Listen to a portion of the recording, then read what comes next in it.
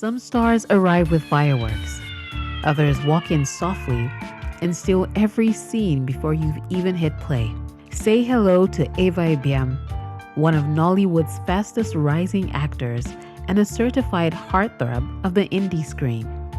You've seen her bring fire and finesse to Under the Influence, Clearly I See You, and The Party. And if you haven't, where have you been?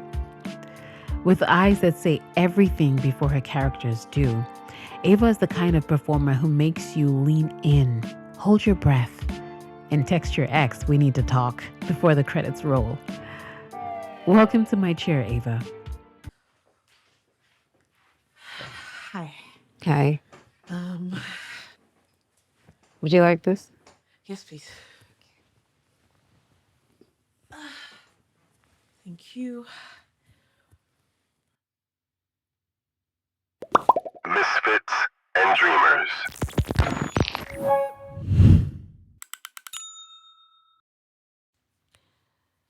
So, I'll describe you as bold, beautiful, and someone who's never afraid to ask tough questions. How are you doing? I'm great. I'm great. I'm good. Are you always this soft-spoken? No. It's the mood. It's the mood. I Yes. know. Yeah. Okay, so I'm just gonna ask you a few questions that were just like, a few randoms. Are you more likely to cry when you're watching a movie, or you just blank, or you like it's cheesy, it's lame? I cry. I cry when watching movies, but not for the things you think. You think I would cry for like romance films or those kind of things. I cry for cartoons. I cry for the weirdest things. Like maybe for example, maybe the boy was running the race and maybe in the middle of the race, like he fell down and then they're like, okay, stand up and you can make it. The boy is down on the ground and he doesn't And know then whether to there's get up. sentimental And then in front of music. you, and then he gets up and he starts to run. What's more complicated, prepping for a red carpet or prepping for an emotional scene? Red carpets. Red carpets are emotional scene, it's your director, it's your scene partner or partners. The red carpet is do you understand? Like Uh-huh. at least for emotional scenes, I hide behind my character. I'm showing up as someone else. I've rehearsed for that. It's I mean it's mentally tasking, but it's beautiful to be in that space as well. But red carpet, you are showing up as who you are, and there's higher expectations. I think these cameras either paying attention to you or ignoring you. I don't even know which one is even worse.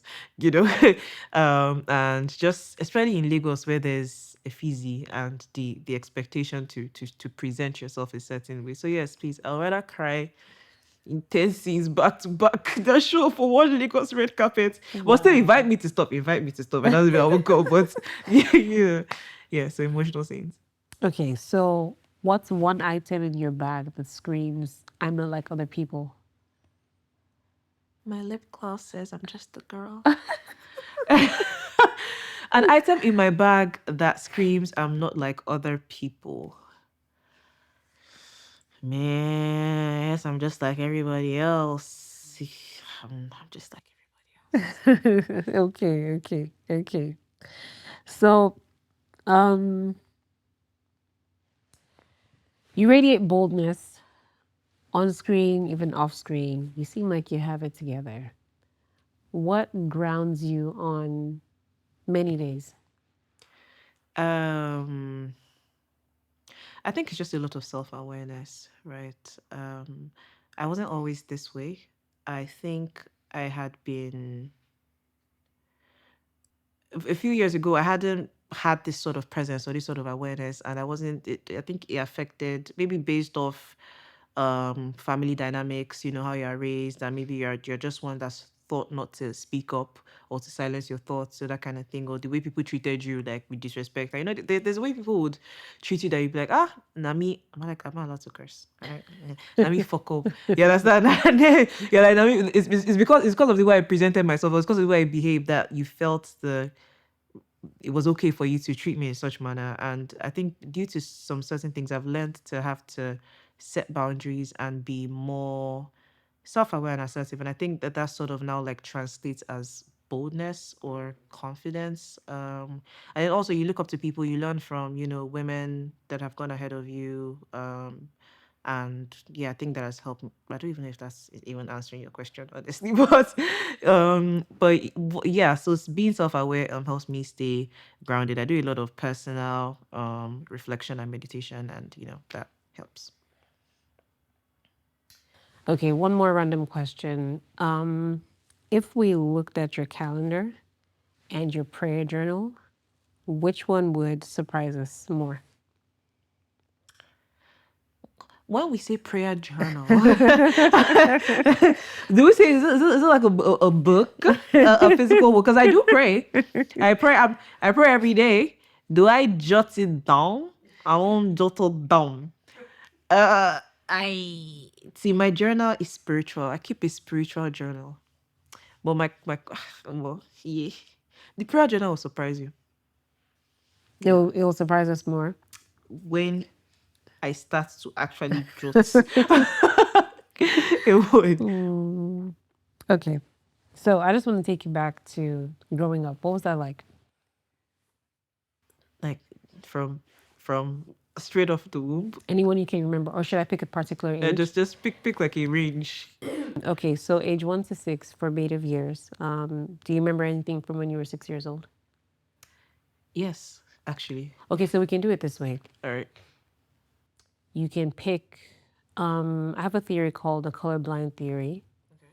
And it is based off of a color you can remember, a particular thing that happened when you're a particular age, and then you can put it together with a color. It's synonymous with the color, because the truth is we go through life and we actually see things in color. We go through life and we experience life through our senses, but we mostly see things in color. We just don't know. It's the reason why when you remember a thing, you say, oh, if you're to remember a certain place and I'd ask you, what color does it feel like or does it look like? You can actually pick a color, but you just wouldn't know it at that moment until you think about it. So I want you to think back when you're 6 years old, if you can remember, and think back on a particular experience. And then when you're done telling me about the experience, you can tell me what color it looks like or what color it feels like to you. Mm-hmm. Yeah? Mm-hmm. Okay, so go ahead. So age 1 to 6. Yeah, let's start with 6 years old. 6 years old. Okay. What I can remember from when I was 6, I was not living with my parents. My dad was away at the time, so and I was still an only child then, and my mom was the one doing the raising. So she had kept me at an aunt's house, and the aunt was like elderly, grown and everything. She was a very strict disciplinarian. So all I just used to do was wake up in the morning, school, back home, into your room. You don't come out until dinner. So I would hear the kids playing in their compound, in the evening and everything. And I'm just there like looking out my window and I can't watch it. It felt like I was in a cage, right? And at that time, I basically became like a trance in school at that age. Like I used to steal people's snacks. I don't even know why I did that. I stole someone's inhaler, like the Ventolin inhaler, and I'll go home and I'll be puffing out, you know. That girl could have died. I don't know. I remember her name already. I don't even know if she remembers. I was still that. I was still things from people's lunchbox, and it was always the same one person that used to catch me. Now that I think about it, it was always the same one person. Well, I think I don't know whether I did it for attention or maybe because I was neglected, and then I was punished heavily. I would dread going back home because there's nothing back. You're just going back. You're being locked, back into that room, and you don't see daylight until the next day. So the color is cockroach brown. It was it was a sunken place, if that makes sense. It was very dull. It was just very, very, it felt like I was already going in the wrong, direction. And I don't think any child should be locked or should just be tucked away somewhere. But yeah, that was 6 years old. Cockroach brown. What does love mean to you? When you think about love, what do you think? What comes to mind? Support. Mm. Support and being present. In every aspect of love, whether it's, family or romantic or, friendship. It's just being there when I need you to be there. That is that is that's what love is to me. That's important to you? Yeah. Did you have that when you were growing up? Okay, so let me change the definition because because if I limit it to that, now it'll be like I didn't grow up loved. Um, but when you're a child, right? You wouldn't see it as that. Love to you is if you told your mom you wanted something and she got it for you immediately. Love in as a child is having your way. So maybe at that point, the things that count or the things that should matter, that are obviously love or your parents loving you, I didn't see it as that because I felt, oh, you're not letting me have this or you're not letting me have that, right? Um, but yeah, I felt love. There's sometimes that it's a bit shaky. You're wondering. My growing up dynamic was a bit weird, right? When you uh, it felt like I was out of place in my family, like I did not belong. So that makes you question a lot of things, right? Whether they love you or they're just tolerating you, or their parents and this is just what they have to do. Do you understand? So I didn't really feel that, oh, mommy, my daddy did that. But I know that they did their best and they loved me in their own way. So yeah. Okay. But now they love me, like mad. Yes, but that, Mm. or maybe I just couldn't, as a child, you just don't really process it. But yeah, no, they loved me. They loved me. They took me to good schools. Yeah, I was put in a good school. I was looked after. I was loved, but not in the way my 6-year-old to 11-year-old self wanted the love to come across. But yeah, Mm. Who's your earliest cheerleader? my earliest cheerleader, my mom, my mother. Yeah, my mom. Yeah, my mom. I think for most people, I think it's their mom. And yes, no, yeah, mom. Yes. Yes, my mom. She, like they'll come for school. I was doing well. I've posts being an arm robber. Post being an arm robber. The thing is, funny enough, when I moved back, and I wasn't the smartest. Like that 6-year-old, 6 up until 7 was weird. From 7, I moved back home, back to like my family house. Like my mom was more settled, my dad was more settled. And from that year up, like best in class, like first position till till till Till. Yeah. till so yeah, so my mom always used to show up and she was always happy, like, yes, well done, my daughter is doing well, that kind of thing. So yeah, my mom. So I want to ask you about becoming. Okay. I know that becoming is an ever evolving journey. Okay. But how do you think your childhood shaped how you have become now and how you're still becoming? How did my childhood shape how I have become now and how I am still becoming? Um, to be honest, I think with my childhood, I'm actually trying to unlearn or wash up a lot of things. I feel if I use my childhood, or if I was growing up based off the childhood experience that I had, I wouldn't be how I am right now. So how I've become now is actually having to do away with, all that and just focus on all the other experiences that came with growing up. From I was raised in a way that um I was taught to be quiet, suppress your emotions, don't really talk, don't fight that much, don't like be non-confrontational. Yes, it's good because yes, don't argue, but then it also means that you don't really get to speak up sometimes when people upset you or they do something you don't like, so you end up being a people pleaser, which is not really good.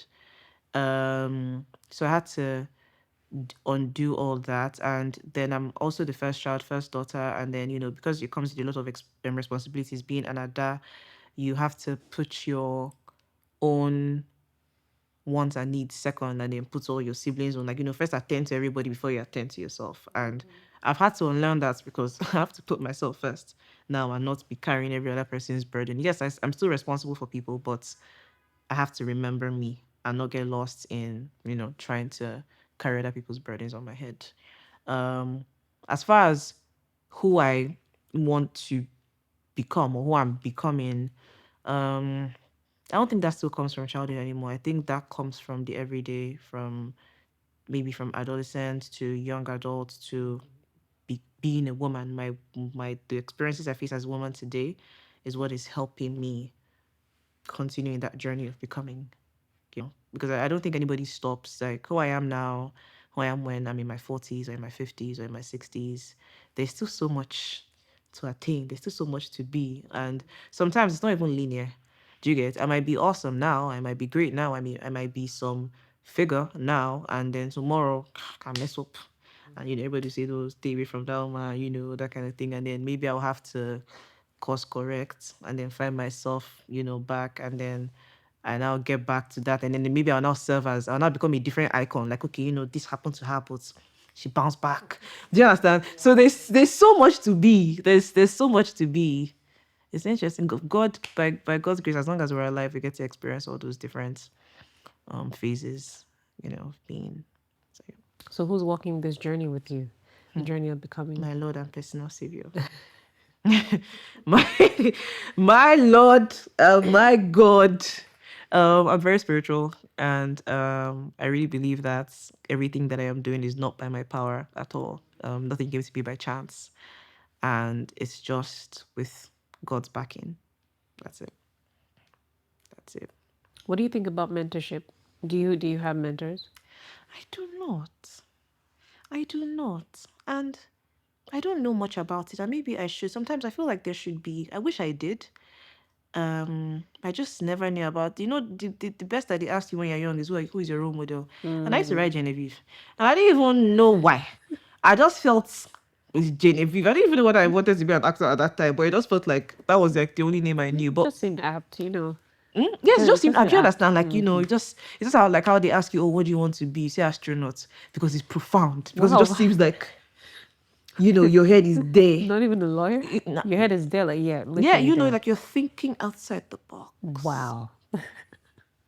you know but no, I didn't really have anybody that I was looking up to, or anybody that was shaping me or guiding me up till now. Even now, like, I feel I need it now. I'm trying to actively look towards that path now, but I don't know.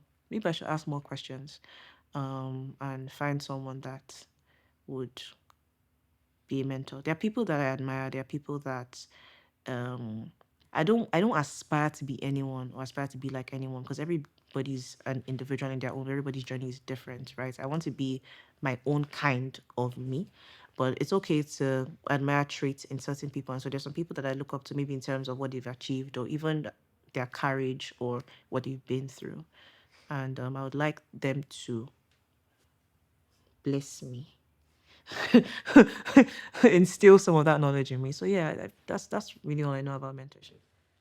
Do you think that having someone to walk this journey with you, just growing up, answering questions, shepherding you, covering you, do you think that having someone would have helped a lot? And do you think that certain things could have been different if you had that?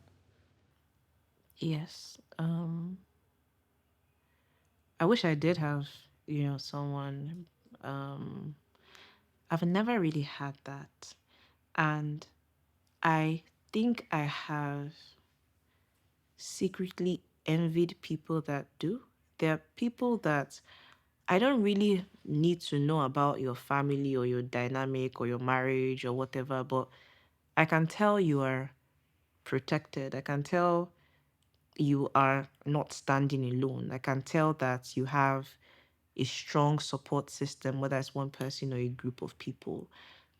And I have never really felt that, actually, not even from my parents. I know they would love me in the way that they can or they do, but I've just always felt like it's just me and myself. You know, because I feel maybe nobody would really understand it, or everybody's fighting their own battles, and that whole saying of no one is coming to save you. Like, I just haven't felt like there's actually anybody that is there to stay by your side through it all.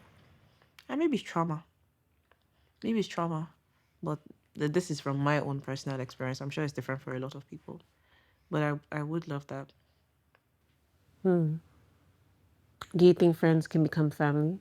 Definitely, I have friends that are my family. I mean, I do have. I'm not saying all this to say that I don't have people that No, no, no. don't love or Understand you support me. Do you perfectly. understand? But I just and maybe it's also me that I just feel I'm the kind of person that I can suffer in silence. I don't know how to ask for help or even ask for advice. Sometimes, like, I just feel I'm burdening someone, or they won't be able to handle it, or everybody has what they are dealing with. You get that kind of thing. So maybe I'm not even giving people the chance to even show me that, hey, if you actually just let us know that you need us to be here with you through this, or you know, or whatever, like, I will actually have your back and we're not leaving you.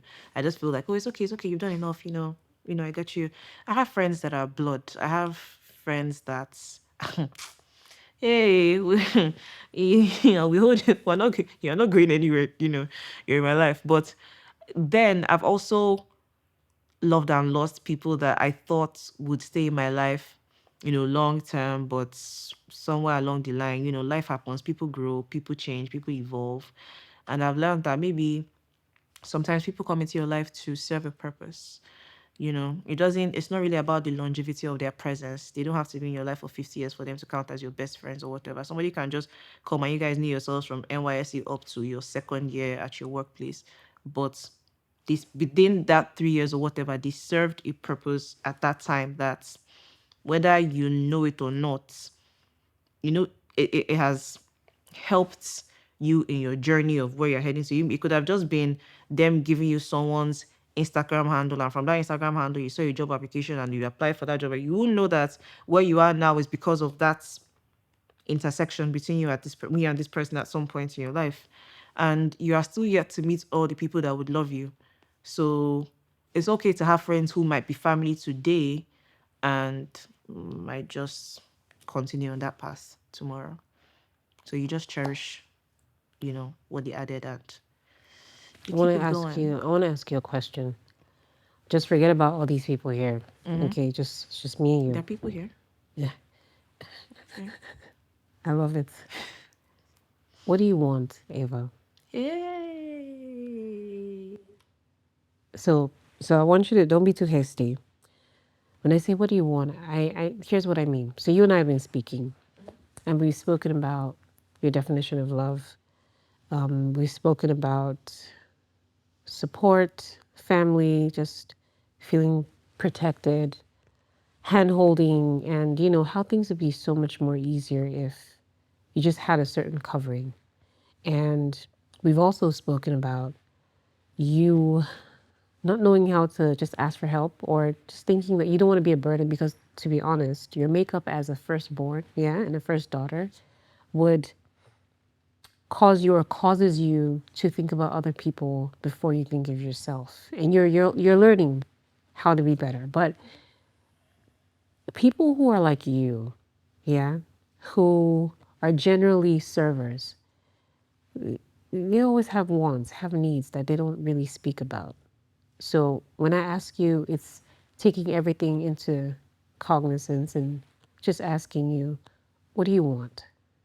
You, not as a first daughter, not as a firstborn, just you. What do you want?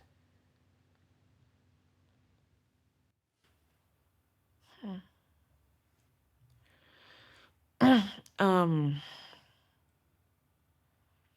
I don't think I have one particular thing that I want. And the question is very broad because life is in, different segments. So it's like, is it what do I want out of life, or what do I want out of relationships? So, what do I want? But I think, I mean, in general, everyone will say they want to be happy, right?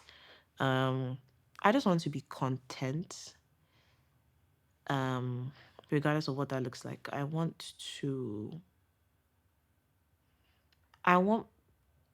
be surrounded by people who are proud of me. I think my biggest fear is to disappoint people. Not even just people that raise me or people that know me, even people that don't know me, because everybody has expectations of you in some way. And entering into the industry that I'm in, there's more eyes on you, and there are people that have seen you in one thing and then now they are hoping that they see you in some big superstar thing, but it's not everybody that gets there, you know. So I want to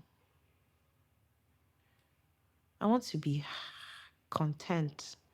I want to be happy. I want to be respected, and I want people to be proud of me.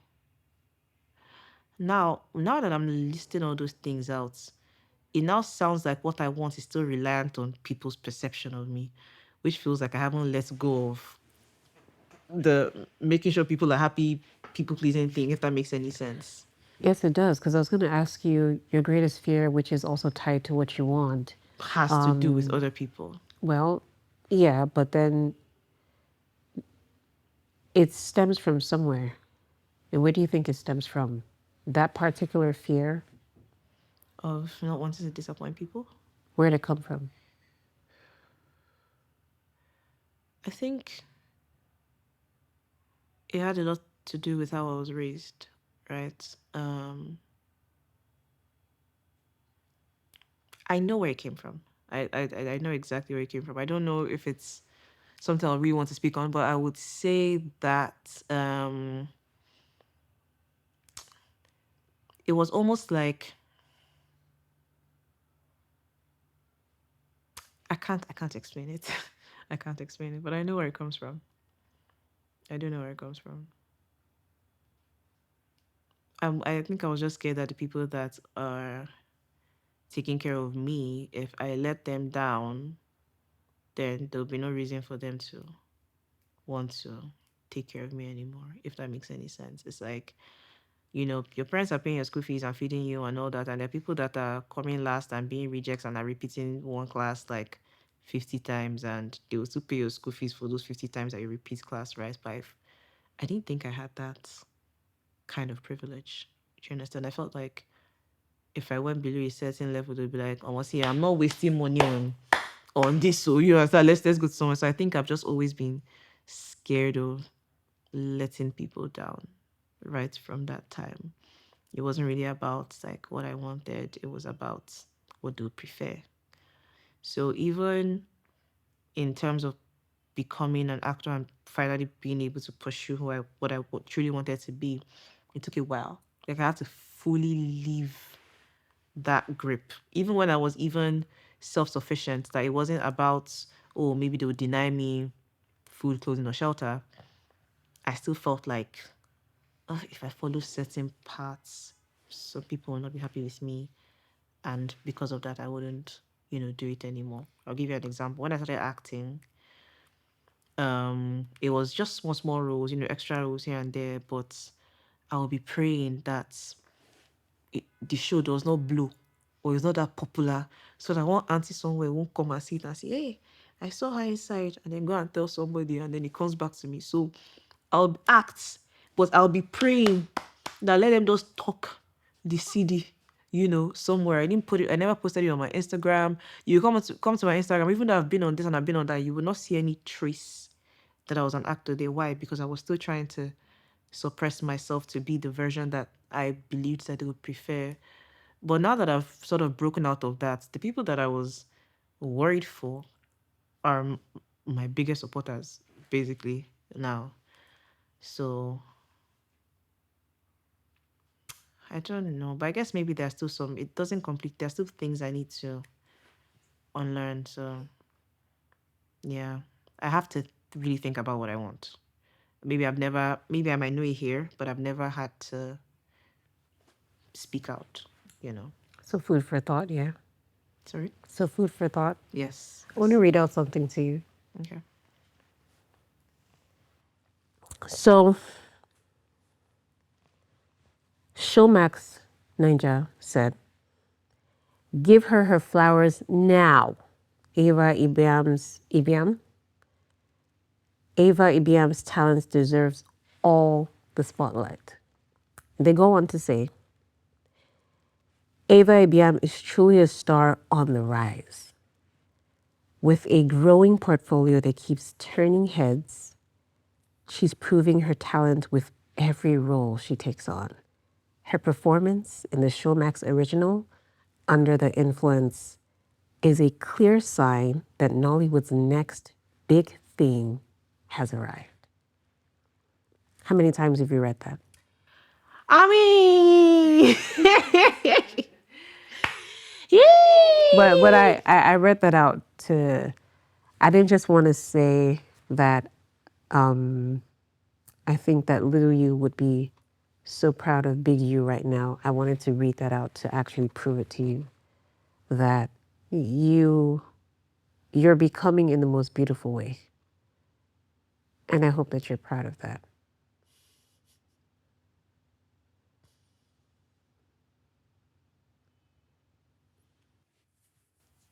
um, yes. um, if it's a beautiful thing to feel seen, right? And you can be trying your hardest and trying your hardest, and you never even sometimes like stop to pat yourself at the back for how far you've come, maybe because you haven't gotten to where you think you want to be. And reading that, or seeing that post,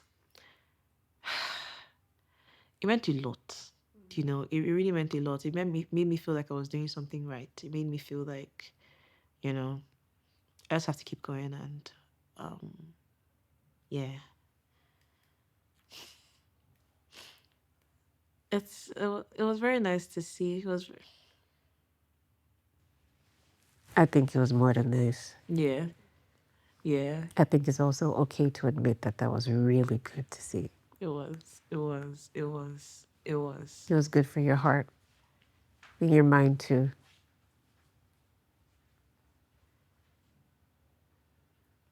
it was. Sometimes the hand holding that we look for, we need, comes in little pockets like that.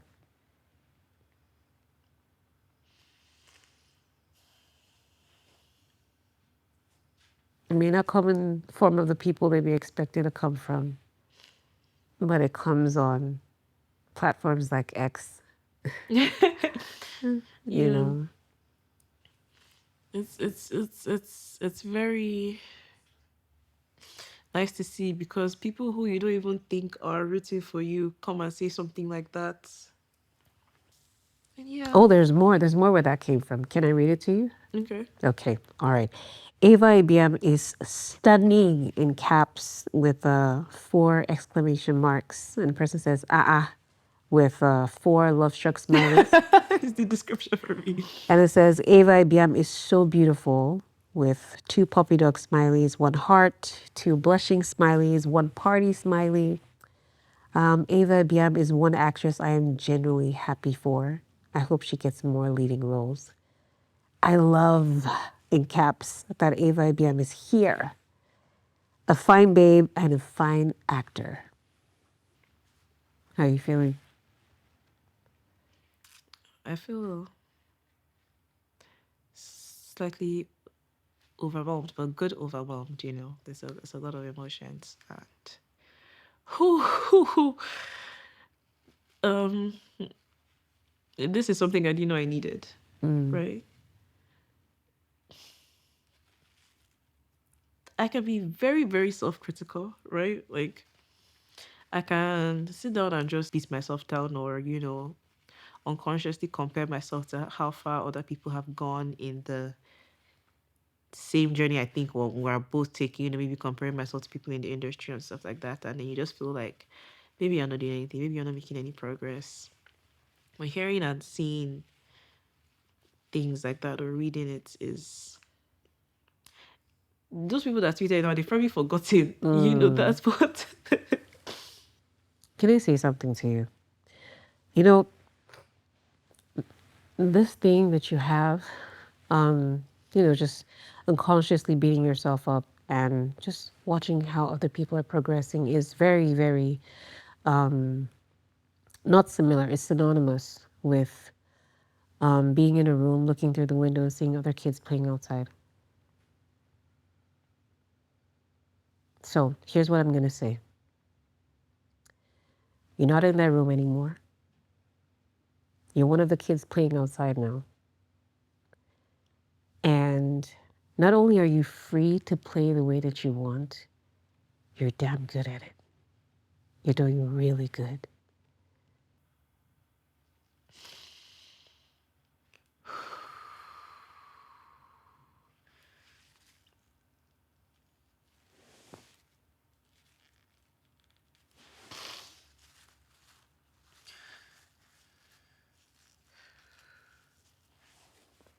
Thank you. That is... You're welcome. Oh my God.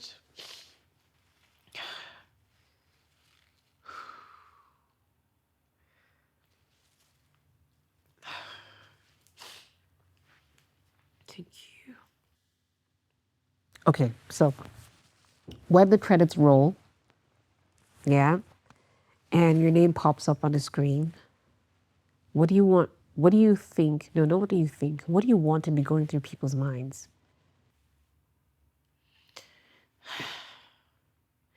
When you see my name pop up, right? Yeah. Especially at the beginning. I want to see that they be like, hey, yes, you know, like, yes, you know, this person is here. So they feel like the movie has value because of my presence in it. A trailer for a project that I'm on dropped a few days ago.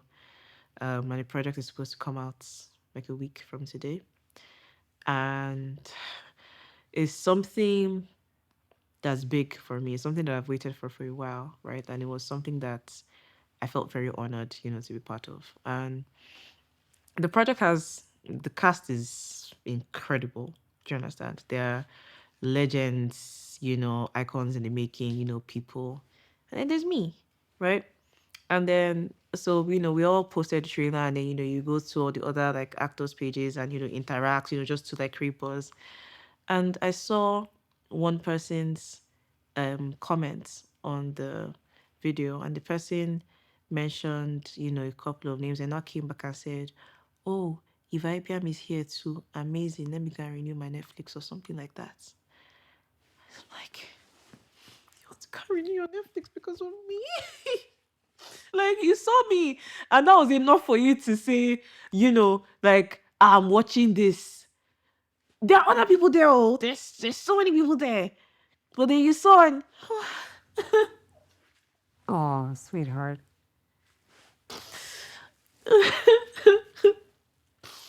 it's really the little things, you know, people don't get. Like, I'm not doing this because I want some status or some money or, you know, some fame or something. But just knowing that the arts and like the work you put in means something to someone, like that's.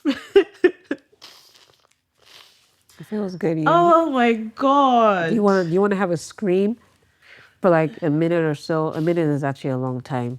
You could just let out a yell or just taking a deep breath. I don't scream. Do I scream? I don't scream. Oh no, my makeup. No worry, your makeup is still intact. I promise. Yeah? We look good. Okay, because Hammer, how are we looking? We're Yeah, looking yeah, good. yeah. We're looking good. okay, because it's still a long day. You're looking good. Oh, okay. Wow.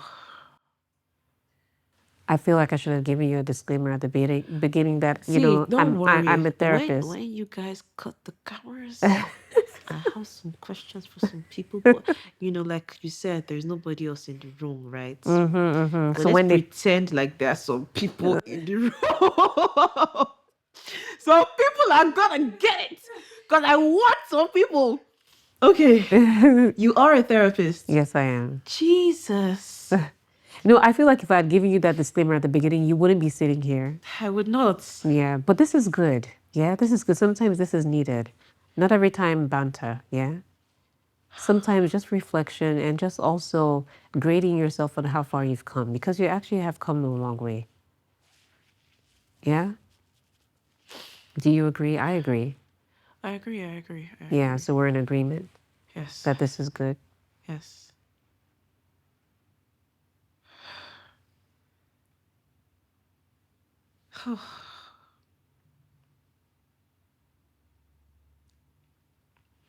Yeah, this is good. Yeah. Okay. So I'm just going to give you 2 more questions. Okay. Actually, make that 4 because I have 2 questions that have to wrap up the show. But these 2 questions are just for. Okay. Okay. So what's it like working with, what's it like working with legends and working with icons in the making? And how do you stay grounded through that? Um. So beating myself up and being self-critical comes with self-reflection and then ends up in me being self-aware. As much as I, you know, be can be like this to myself, there's also a part of me that knows who I am and what I'm capable of, what I can do. So I don't shrink in the presence of greatness. Do you understand? I don't feel intimidated by it. In fact, I feel like I'm just tapping into it instead, right? And it's so beautiful because it's like these are people that you grew up watching and they're on TV and they were so far away and they seem like an entirely different universe. And they Sorry, now hold on a second. Could you just adjust your hair? There you go. okay. These are people that seem to be in a completely different universe from the one you existed in. And then now both of you are colleagues, basically sitting, reading, and feeding off that energy. Just see, you have no choice but to perform. Do you understand? Like it's very beautiful. Like it just makes you want to level up. Like obviously I'm not trying to compete in any way, like ma sir, right? But just there knowing that they wouldn't put rubbish beside these people. They wouldn't want to waste these people's time. So if you're in this scene with them, it means that they know that you can handle and deliver, and get the lines back and forth. And it's so beautiful. It's so beautiful. Like you go from seeing them on TV to now in their real life, they are your auntie, this person, or uncle, that person, or sister, that person that are greeting you and they are aware of you and they're hugging you and they're telling you, well done, you did well. Oh, that's like the director or your cut and like, oh, well done, you did that scene very well. I love that.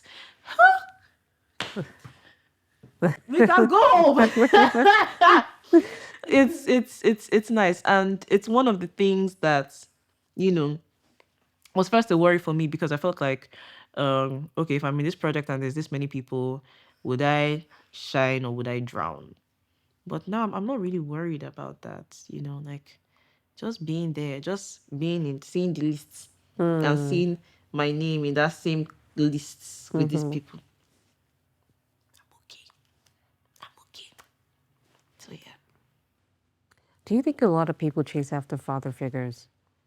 And do you think that's something you've ever done at any point in time? Do I think people chase after father figures? Yes. Is it something that I have done? I don't know. Because I don't think these things are conscious. Um, they are trauma responses, that people never dealt with. It's how they say, oh, the person that people date has the same characters as their father or that. But it's not like, oh, I meet Richard today and I'm like, you are passive aggressive. My dad was that like that. So do I chase? I wouldn't know. Or have you ever?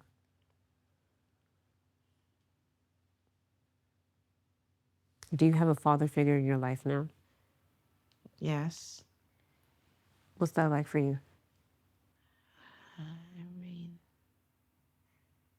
I think I have never really attached presence to the importance of a father figure. So maybe that's why I am not really, or I don't think that I am in search of that, right? You know, I have a father who's present in my life, and it's someone that chose to be present.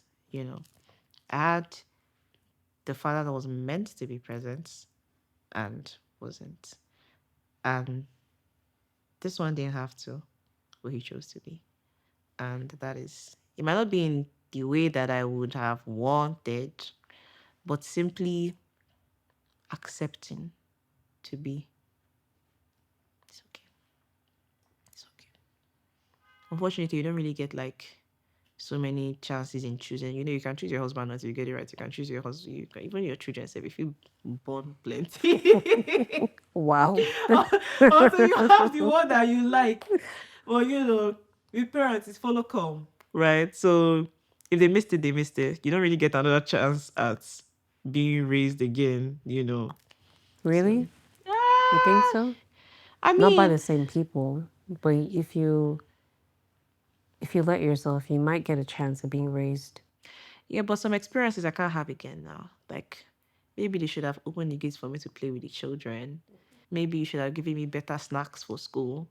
You know, maybe you should have, you know, there are times then that I felt, I wish you could actually see me for the child that I am. Like, just look at me as a child, because it felt like you're looking at me like you're expecting so much from me at that age. Like, you should be responsible by now. Like, I shouldn't be expected to be playing, you know, at this point. And sometimes you just want to just be seen as a child that made a mistake or that broke a bottle or accidentally tipped something over. And she's a child, so it's okay that she did. Not that, do you get what I'm saying? So I can't have that again. I don't think that anybody would really allow me be. I think I'm past the point of being forgiven for mistakes. Now I'm at the point where, oh, you're an adult, you should know better, so there's no space for me to fuck up again. I think. But that doesn't mean I won't fuck up. But I'm believing that the people around me will still, you know, welcome me back or hold me when I do. With love. So yeah. Okay. So, are you a misfit or a dreamer? But yeah, I'm a dreamer. You're a dreamer. Why? Why would you say you're a dreamer? Because I like black hoodies. um why would I say I'm a dreamer? In the literal sense of it, I do dream a lot. Um but I've never been one to rebel or what's the word? I like to be aligned, you know, with things. I don't want to fight or shift paradigms or that kind of thing. You know, I dream of, I mean, everybody's a dreamer in some sense because, you know, you want something for your future. So I have dreams of who I want to be or um, how the kind of love I want to receive or the kind of love that I want to give. You know, I have dreams for different things. I have dreams. I'm a dreamer, nice. I yeah. Yeah. Thank you. Thank you. Thank you so much.